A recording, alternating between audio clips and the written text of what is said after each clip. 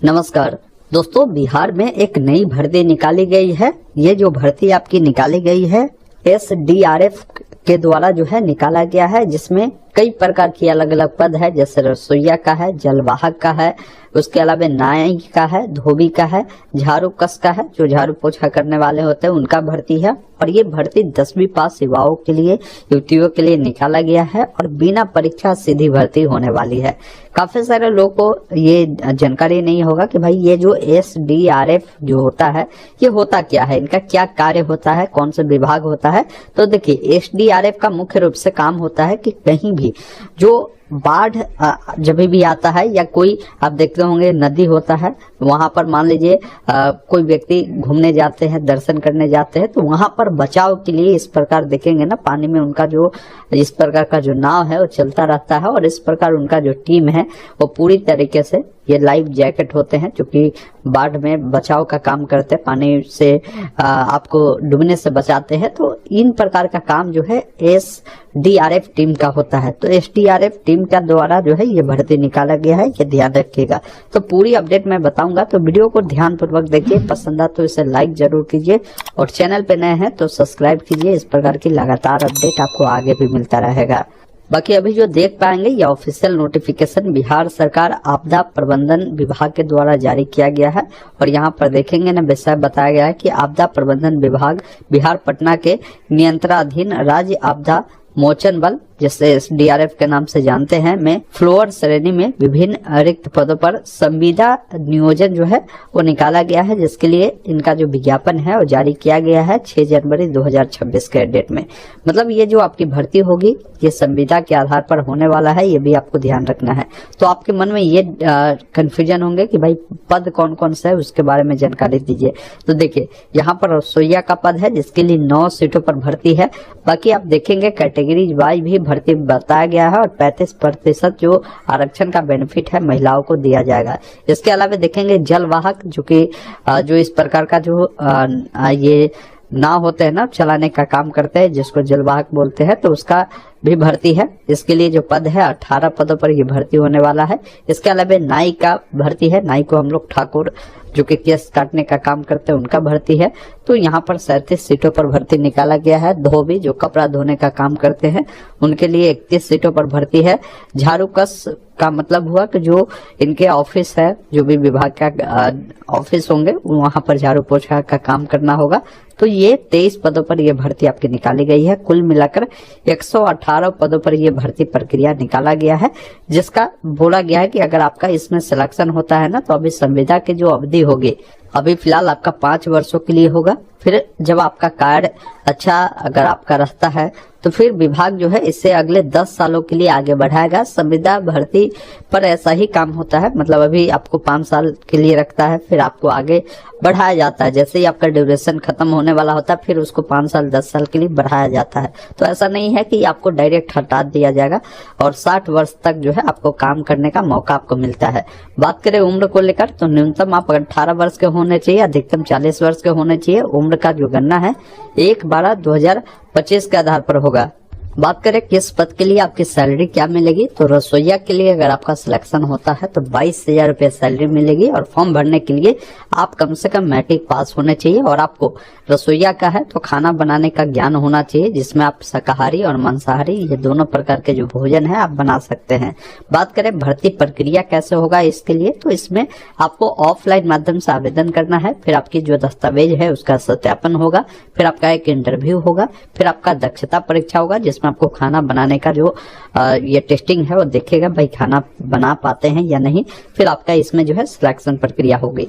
बात करें अगला भर्ती, तो अगला भर्ती आपका जलवाहक का है। इसमें भी 22,000 रुपये सैलरी है। इसमें भी आपको मैट्रिक पास होना चाहिए। शाकाहारी एवं मांसाहारी भोजन बनाने का जो है आपको भी जो है ज्ञान होना चाहिए। इसमें भी सेम सिलेक्शन प्रोसीजर रखा गया है। बात करें नाई का, तो इसमें 22,000 रुपये है, मैट्रिक पास होना चाहिए और नाई संबंधित कार्य जैसे केस तारी ये सब जो है आपको बनाने आना चाहिए। इसमें भी सिलेक्शन प्रक्रिया, दस्तावेज वेरिफिकेशन, आपका इंटरव्यू और फिर दक्षता होगी, फिर आपका चयन प्रक्रिया होगा। धोबी का है, इसमें भी 22,000 है। इसमें आपको मैट्रिक चाहिए और धोबी संबंधी जो कार्य है वो आपको आना चाहिए। तो आप इस पद के लिए एलिजिबल होंगे और इसमें भी सेम सिलेक्शन प्रक्रिया वैसे ही है। बात करें झारूकस का, तो इसमें बोला गया है कि मैट्रिक और झारूकस संबंधी जो कार्य है वो आपको आना चाहिए, और इसमें भी आपकी दस्तावेज वेरिफिकेशन, इंटरव्यू और दक्षता परीक्षा के आधार पर ही आपकी चयन प्रक्रिया होने वाली है। बात करें अगर आपको आरक्षण का लाभ लेना है, अगर आप SC ST है, तो आपको अपना क्या है कि जाति प्रमाण पत्र फॉर्म के साथ और निवास प्रमाण पत्र आपको हर हाल में अटैच करना है। वही कोई पिछड़ा वर्ग, अत्यंत पिछड़ा वर्ग यानी BC EBC वाले हैं, तो इनको अपना क्या है ना कि क्रीमी लेयर जो प्रमाण पत्र है, जिसे हम लोग NCL के नाम से जानते हैं, इसको हर हाल में लगाना है, और उनको अपना जो है निवास प्रमाण पत्र भी फॉर्म के साथ अटैच करना होगा, तभी आपको आरक्षण का जो बेनिफिट है आपको मिलने वाला है। EWS है तो EWS सर्टिफिकेट आपको जरूर लगाना है, आरक्षण का लाभ लेना है तो। बाकी आवेदन अगर करेंगे तो इसके लिए 100 रुपए का आवेदन शुल्क देना है। तो ऑफलाइन माध्यम से फॉर्म भरना है, तो ये 100 रुपया कैसे देना है, तो इसके लिए आप 100 रुपए का जो ब्लैंक चेक होता है, नहीं तो आप डिमांड ड्राफ्ट बनवा सकते हैं, या पोस्टल जो ऑर्डर है वो आप दे सकते हैं। सबसे बढ़िया है कि डिमांड ड्राफ्ट आप किसी भी बैंक में, अपने नजदीकी कोई भी बैंक में जाएंगे ना, बोलेंगे हमें डिमांड ड्राफ्ट बनाना है, जिससे DD के नाम से हम लोग जानते हैं, तो बोलेगा कि ये DD जो आपको बनवाना है किसके फेवर में बनवाना है, तो फेवर में आप बोलेंगे ये जो कमांडेंट SDRF है, यही नाम आपको उनको बताना है, इस नाम से हमें बनाना है। तो वो आपको 100 रुपए का बनाएंगे, तो 110 रुपए के करीब में 10 रुपए आपको ये बनाने का चार्ज लेंगे। आपका जो है एक DD बना देंगे, तो उस DD को ओरिजिनल जो वो आपको देंगे, उसको फॉर्म के साथ अटैच कर आपको भेजना है। आगे मैं बताऊंगा कि फॉर्म को कैसे भरना है, कैसे भेजना है। अब देखिए जो भी फॉर्म के साथ दस्तावेज संलग्न करनी है वो क्या क्या है, तो आपका जो भी शैक्षणिक योग्यता है, जैसे 10वीं बोला गया तो 10वीं का जो आपके पास मार्कशीट सर्टिफिकेट है उसको दीजिएगा। कहीं आपने काम किया है उसका अनुभव है तो उसको भी लगा दीजिएगा। फिर जाति प्रमाण पत्र, जिसको NCL लगता है तो NCL देना है, निवास प्रमाण पत्र देना है। इसके अलावा आपको आय प्रमाण पत्र भी बोला गया है, अगर भूतपूर्व सैनिक का पोता पोती नाती नातिन है तो उसका भी प्रमाण पत्र आप देंगे, अपना आधार कार्ड लगाएंगे। हाल का खिंचा हुआ 2 पासपोर्ट साइज का फोटो आपको देना है, और बोला गया है कि ये सारा चीजें है। 2 जो लिफाफा है सफेद, वो भी आपको लेना है। एक लिफाफा पर आपको सभी डिटेल लिखकर आपको जो है भेजना है। एक जो लिफाफा है सादा वाला वो आप डाल दीजिएगा। बाकी देखिए ये बोला गया कि अगर किसी को अगर फॉर्म भेजना है ना, तो फॉर्म जो पंजीकृत डाक होते हैं उसके माध्यम से आप भेज सकते हैं। फॉर्म भेजने का जो भी पता है, ये इनका प्रॉपर एड्रेस है, इसी एड्रेस पर आपका जो फॉर्म है वो भेजना है। बाकी फॉर्म भेजने का जो अंतिम तिथि क्या है, तो विज्ञापन 6 जनवरी को जारी किया गया है। तो विज्ञापन प्रकाशित से 30 दिनों के अंदर में, तो मतलब अगले मान लीजिए 30 दिन, तो अगले महीने 6 तारीख तक जो है आप फॉर्म को आप भेज सकते हैं। तो ऐसा है कि फॉर्म भेजने में भी आपको 5 से 7 दिन लगता है, तो कोशिश करें कि आप फॉर्म को हर हाल में इसी महीने 2-4 दिन में आप भेज दीजिए, ताकि फॉर्म पहुंचते 5-7 दिन समय लग जाता है। तो अगर अंतिम तिथि पार हो जाएगी फिर फॉर्म पहुंचेगा तो कोई मतलब नहीं है, आपका जो आवेदन है निरस्त कर दिया जाएगा। बाकी यहाँ पर कुछ निर्देश दिया गया है कि भर्ती के लिए जो भी आवेदन फॉर्म भरेंगे आपको खुद से भरकर, जैसा भी आपका राइटिंग है अपने राइटिंग में लिखकर भेजना है। आवेदन पत्र वाले लिफाफे पर पद का नाम मोटे अक्षरों में लिखा होना चाहिए।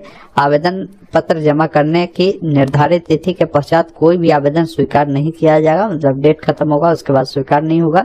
सभी पात्र उम्मीदवार को साक्षात्कार, जांच आदि में उपस्थित होने के लिए पंजीकृत डाक टेलीफोन के माध्यम से सूचित किया जाएगा। मतलब अगर आप शॉर्ट लिस्टेड होते हैं तो आपको इंटरव्यू के लिए ये लोग बुलाएंगे, तो आपको हो सकता है आप जो एक लिफाफा भेजेंगे वो आपके घर पर जाए, या नहीं तो ये लोग कॉल कर भी आपको बुला सकते हैं।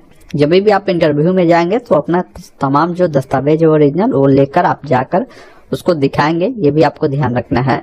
बाकी जो भी इसका इंटरव्यू होगा, टेस्ट होगा, इसमें जब भी आपको बुलाया जाएगा तो कोई DA जो है आपको नहीं दिया जाएगा, मतलब कोई खर्चा आपको नहीं मिलेगा। चयनित अभ्यर्थियों को आवश्यकता पड़ने पर राज्य या राज्य से बाहर भी जो है यहाँ पर आपको काम करने के लिए दिया जा सकता है। तो बाकी जो भी गाइडलाइन है मैंने आपको बता दिया। आप इस नोटिफिकेशन को मैं लिंक दे दूंगा डिस्क्रिप्शन में, वहां से भी आप डाउनलोड कर सकते हैं। देखिए फॉर्म को कैसे भरना है, तो देखिए फॉर्म आपको इसी PDF में आपको मिलेगा। इसमें ये जो रजिस्ट्रेशन नंबर है क्लियर लिखा हुआ है कि कार्यालय के द्वारा भरा जाएगा, इसमें आपको कुछ नहीं भरना है। आपको इसमें आवेदित पद का नाम लिखना है कि आप किस पद के लिए अप्लाई कर रहे हैं। अब मान लीजिए आप अगर कुक के लिए अप्लाई कर रहे हैं या नाई के लिए अप्लाई कर रहे हैं तो वो पद का नाम यहाँ पर आपको लिखना है। उसके बाद एक अपना हाल का जो फोटो है उसको यहाँ पर चिपकाना है और फोटो पर ऐसे क्रॉस आपको सिग्नेचर जो है आपको करना है। फिर यहाँ पर देखेंगे ना, आवेदक का जो भी पूरा नाम है आपको यहाँ पर लिखना है। आवेदक का पिता का जो भी नाम है यहाँ पर लिखना है। आवेदक का जो भी अस्थायी पता है वो आपको यहाँ पर लिखना है। पत्राचार का जो पता है वो आपको यहाँ पर लिखना है। ये जो भी पता लिखते हैं इसमें आप अपना जो है ग्राम, पोस्ट, पुलिस स्टेशन ये सारा मेंशन कर दीजिएगा।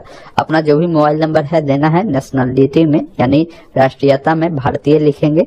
किस धर्म से बिलोंग करते हैं धर्म का लिखेंगे, जैसे हिंदू, मुस्लिम, सिख, ईसाई जो भी है आप लिख दीजिएगा। जाति आप बताएंगे कौन से जाति से बिलोंग करते हैं। आपका कैटेगरी कौन सा है, अपने कैटेगरी के सामने इस प्रकार टिक कर देंगे। आपका जन्म तिथि जो है और 1/1/2025 के आधार पर जो है कितना उम्र हो रहा है वो बताएंगे और जन्म तिथि क्या है। जैसे मान लीजिए मेरा 5 फरवरी है तो यहाँ पर 5/05/02 और 2000 मान लीजिए 2000 है तो यहाँ पर 2000 आप इस प्रकार लिख देंगे और जो भी उम्र हो रहा है तो वो बताएंगे। अब बाकी पहचान चिन्ह में आप बताएंगे आपके बॉडी में कोई कटा का निशान हो, जला का निशान हो, उसके बारे में लिखेंगे। शैक्षणिक योग्यता बताएंगे कि आप कहाँ तक पढ़े हुए हो सकता है आप इंटर किए हो, ग्रेजुएशन किए हो या हो सकता है आप मैट्रिक किए हो तो यहाँ पर लिख दीजिएगा मैट्रिक। फिर आपके पास कोई अन्य योग्यता है तो लिखेंगे, कोई अनुभव है तो वो लिख सकते हैं। आपकी शादी हो चुकी है तो आप लिखे विवाहित, अन्यथा अविवाहित यहाँ पर आप लिखेंगे। फिर यहाँ पर देखिए जांच, पुलिस केस, कोई अपराधी मुकदमा ये सब तो आप पर नहीं है। यदि कोई हो तो आप उसका ब्यौरा आप दीजिए, नहीं है तो आप लिखे नहीं। फिर इसके साथ कौन कौन से दस्तावेज आप दे रहे हैं। जैसे मान लीजिए मैं अपना मैट्रिक का मार्कशीट दे रहा हूँ तो यहाँ पर लिखेंगे मैट्रिक का मार्कशीट। अगर मान लीजिए मैं अपना जो है आधार कार्ड दे रहा हूँ तो यहाँ पर आधार कार्ड, अपना एनसीएल दे रहा हूँ तो लिखूंगा एनसीएल। इसके अलावा अपना आवासीय दे रहा हूँ तो लिखूंगा आवासीय। मतलब जो भी डॉक्यूमेंट आप दे रहे हैं सभी डॉक्यूमेंट का नाम जो है यहाँ पर आपको लिख देना है। उसके बाद नीचे आना है, किस स्थान से फॉर्म को भर रहे हैं उस स्थान का जो नाम है आप लिख दीजिएगा। किस डेट को फॉर्म को भर रहे हैं वो डेट आप जो है, जैसे मान लीजिए मैं आज भर रहा हूँ तो 7 जनवरी है तो इस प्रकार 7 जनवरी 2026 तो 2026 इस प्रकार लिख देंगे। उसके बाद आपको अपना सिग्नेचर कर देना है। फिर बोला गया है कि उम्मीदवारों को अपना आवेदन आवश्यक दस्तावेजों के साथ पंजीकृत डाक के माध्यम से नीचे अंकित जो एड्रेस है इस एड्रेस पर जो है आपको भेजना होगा। इसके बाद आप मार्केट से इस प्रकार जो है लिफाफा ले लीजिएगा। लिफाफा में सबसे पहला चीज है कि आपको क्या लिखना है। यहाँ पर 2 नंबर पॉइंट में लिखा है कि आवेदन पत्र में विहित स्थानों पर आवेदित पद का नाम अंकित नहीं रहने पर आपका जो आवेदन है वो अस्वीकार कर दिया जाएगा। मतलब आवेदन के ऊपर में आपको ये लिखना है। इंग्लिश में लिखते हैं तो एप्लीकेशन फॉर द पोस्ट आप लिखेंगे या यहाँ पर ऐसे भी लिख सकते हैं आवेदित पद का नाम जो भी है आप ऊपर में लिख दीजिएगा पहले। फिर एक साइड में क्या है ना कि यहाँ पर आपको फ्रॉम लिख देना है। फ्रॉम में आप अपने बारे में जानकारी देंगे कि आपका क्या नाम है, यहाँ पर अपना नाम लिख दीजिएगा। फिर जो भी आपका ये है एड्रेस है अपना एड्रेस प्रॉपर लिख दीजिएगा। फिर अपना मोबाइल नंबर लिख देना है। तो इस साइड में अपनी जानकारी देंगे और टू यहाँ पर कर अब फॉर्म जो भेजना है जो एड्रेस है जो कि नोटिफिकेशन में मैंने आपको दिखाया ये एड्रेस है समादेष्टा राज्य आपदा मोचन बल जो कि SDRF लई रोड है यहाँ पर पटना। ये प्रॉपर एड्रेस आपको इस साइड में 2 में आपको लिख देना है और यहाँ पर आपको अपना मोबाइल नंबर हर हाल में लिख देना है। और इस लिफाफे के अंदर में एक और छोटा लिफाफा भी डाल दीजिएगा। उसके बाद आपको क्या करना है, जो भी आवेदन फॉर्म है, जो भी आपने DD बनवाया है ओरिजिनल हो और जो भी डॉक्यूमेंट है सबको क्या करना है मोड़ कर इस लिफाफा के अंदर में डाल देना है। और इस लिफाफा को आपको रजिस्टर्ड डाक के माध्यम से, ये नहीं कि स्पीड पोस्ट के माध्यम से, साधारण डाक के माध्यम से जो है आपको भेज देना है। अब जैसे ही लिफाफा विभाग के पास चला जाएगा, विभाग आपकी तमाम डॉक्यूमेंट को चेक करेगी, फॉर्म आपने सही से भरा है या नहीं उसको चेक करेगी। उसके बाद आपका क्या है ना कि इंटरव्यू के लिए वो लोग या तो हो सकता है आपका एक लिफाफा जो भेजेंगे वो आपको भेज देंगे कि भाई इस दिन आना है, नहीं तो आपको कॉल या मैसेज कर भी आपको अलर्ट ये लोग दे देंगे। तो ये प्रक्रिया है जिस माध्यम से भर सकते हैं। अगर थोड़ा थोड़ा भी अगर आपको प्रॉब्लम होता है फॉर्म भरने में, आप बता सकते हैं।